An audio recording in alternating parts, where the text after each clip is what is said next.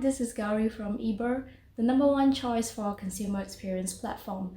Today I'm here to tell you what is PSG. So, what is PSG? PSG, not the football team, is the Productivity Solutions Grant, which is designed to help businesses adopt technology for their businesses. PSG covers a wide range of industries like hotel, F&B, logistics, engineering, landscaping, and so much more. So if you're a business owner looking to get tools or software to automate processes in your business, then this grant is for you.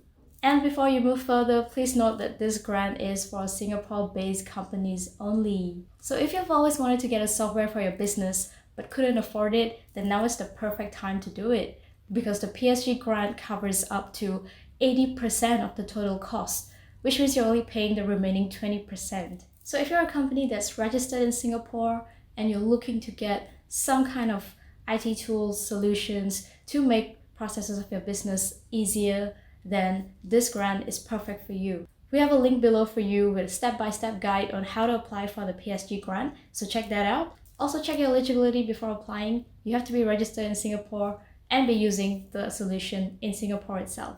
So I hope this video was helpful. Check out the links below for more information, and I'll see you around.